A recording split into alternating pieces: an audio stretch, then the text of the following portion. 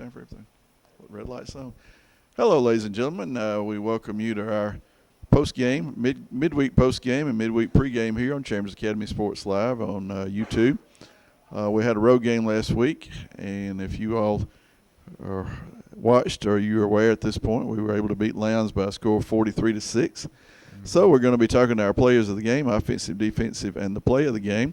And first we'll talk with our defensive player of the game, Junior, right? Yes, sir. Junior Cross Colley. And Cross, you've been right on the edge all season of being our player of the game. You're always amongst the leading tacklers. And this week we could tell that you were probably going to be it because we called your name out, or your number out. Number 12 is his number. We had to call name or number out more times than we could remember. And you were the leading tackler this week. Yeah, how many tackles did you have? I had 12.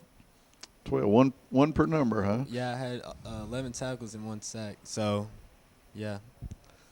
So, you've been an integral part of the defense this year. This is your first year at Chambers. Tell the folks a little bit about yourself. Where you from? I'm from Valley, Alabama. I live down there in Casita. So, yeah, and I learned a lot down there in Valley. And so they taught me a lot about using my hands, using my arms, and all that, and how to be physical in the line. Yep. Good deal.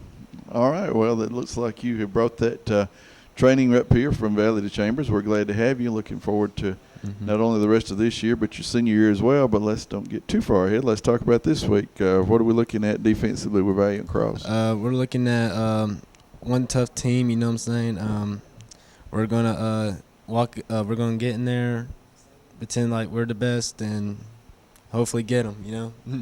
Well, hopefully won't be pretending. Yeah, won't be. Well, how's it been so far playing for Coach Allen? Oh, it's been great. He's probably one of the best coaches I ever been coached by, football-wise, and he knows what he's doing, and I wouldn't have known as much as I would have known now if it wasn't for him, defensive-wise. Great. Well, we're looking forward to that continuing. Congratulations to you, our defensive player of the game. Thank you. And we'll look forward to seeing you Friday night for homecoming. All right. Yes, sir. Thank you. Yes, sir. Now we'll have our offensive player of the game come in, John White.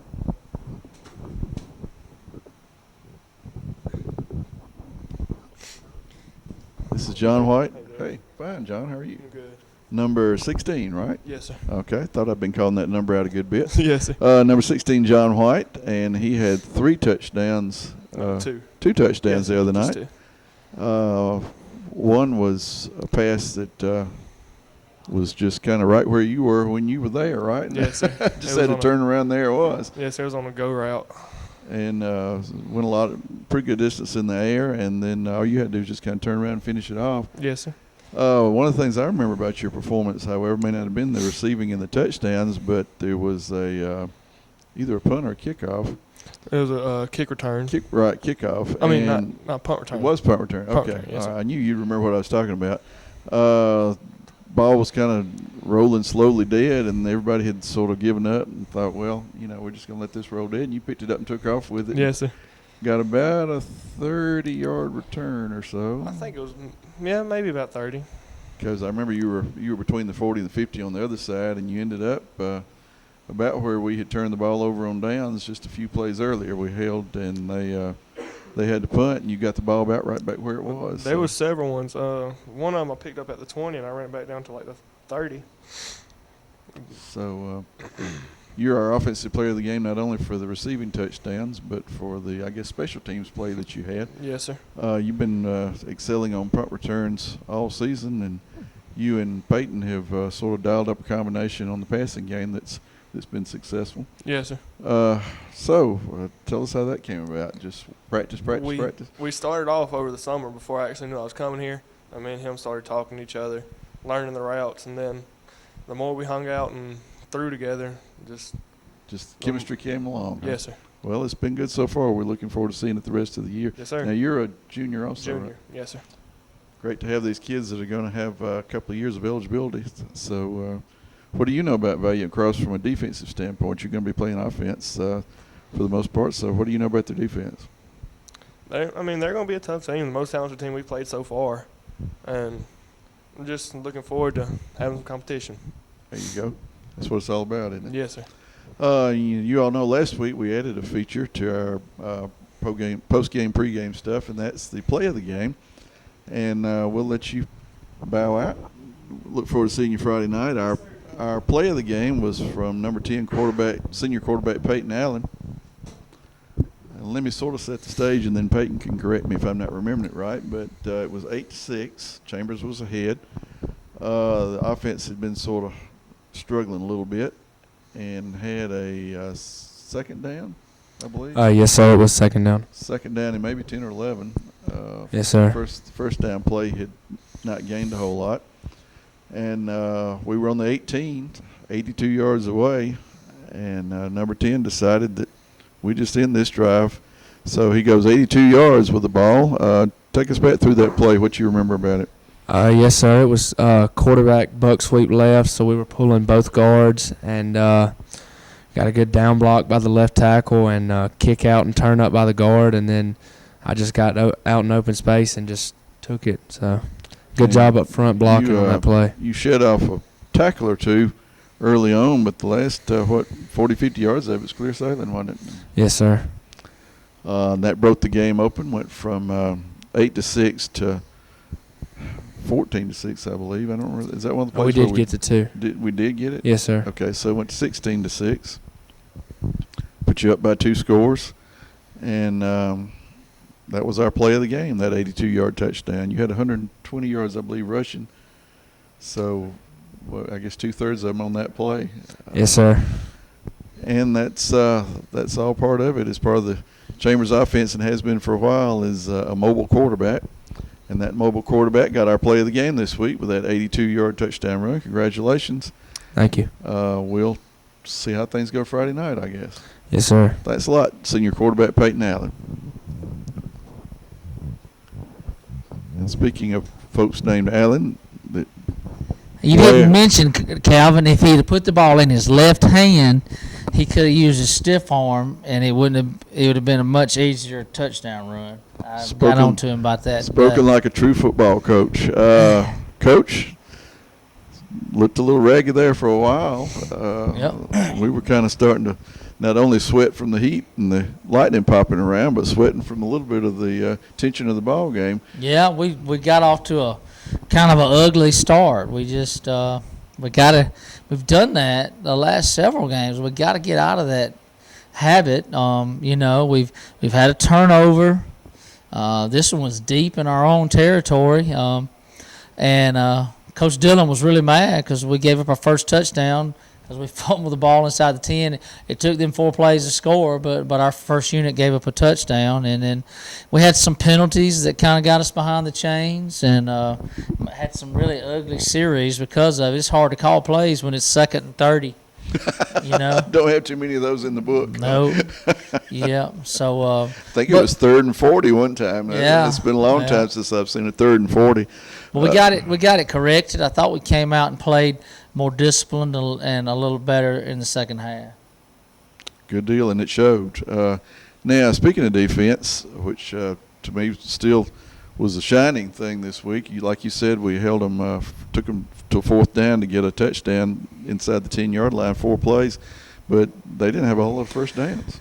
No, they didn't, and that's because we're doing a good job against the run.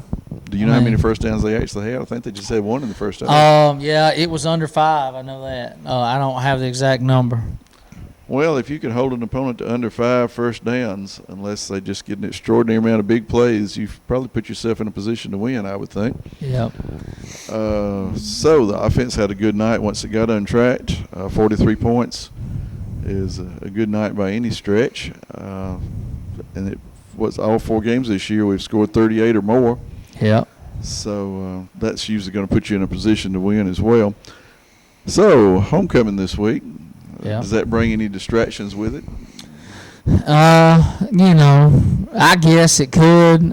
It depends on your team. But homecoming's a fun week. The best thing about homecoming is you get to play at home. All our people get to come back and see our program, see our school, see our facilities. And I hope we have a good turnout. We have the dress-up days and the different things with the cheerleaders, and we try to embrace it. Coach Garrett and Coach Dillon and I really had a good time yesterday with Beach Day, and all we needed was a chair and a swimming pool, and we'd have had it just our way. So but did you do country or country club today? we were more country. Not a whole lot of country club in me. Yeah. And Travis Tritt said I'm a member of a country club. Country music is what I love.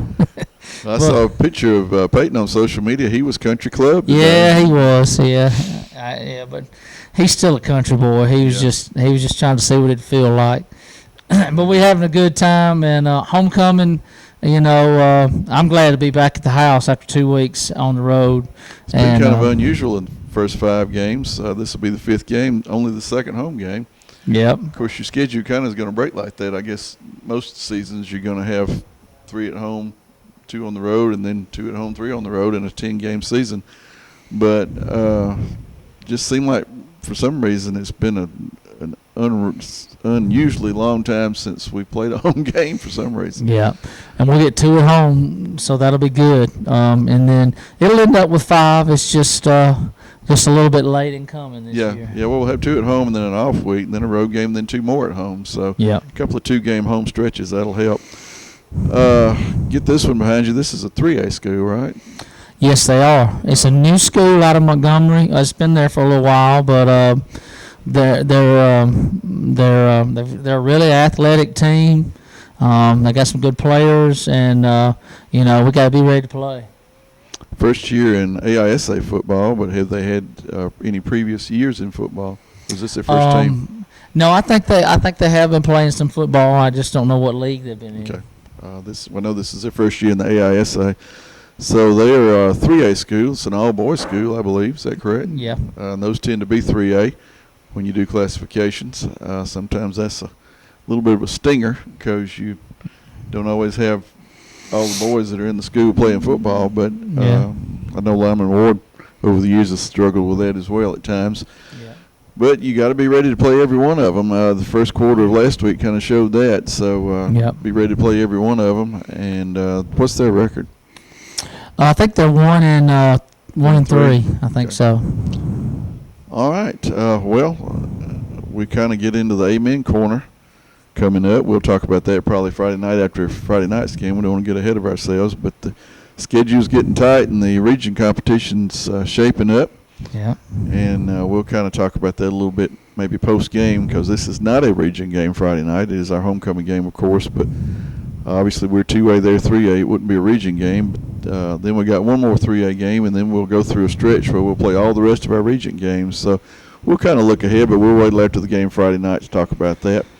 Because the first thing we got to do is get by Valiant Cross. Yeah, man. I'm excited about our team, Calvin. I think we're coming together in a lot of areas. There's some things we haven't done that hopefully we'll be able to do as the course of the year goes on. And I think we've been really balanced, and we're going to find out a lot about ourselves the next several weeks. And but I feel good about this team. I think that we're starting to figure out who we are.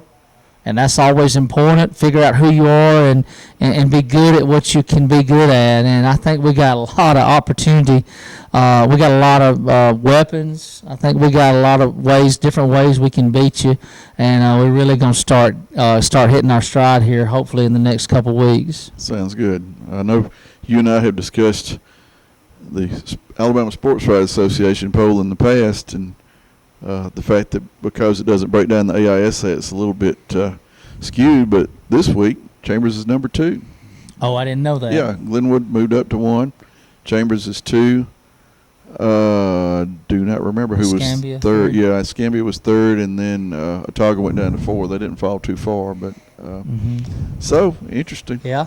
All of the first place votes but one went to Glenwood, and then Otago got one first place vote. So yeah. You know that they rank the public schools by classification. The AISA they just do all at once, so it's a little. That's because we don't have as many schools. Yeah, well, that's true. It'd be hard to get a top 10, 1A, 2A, and 3A because that would just about include it. And 2A would include everybody, wouldn't it? Yeah.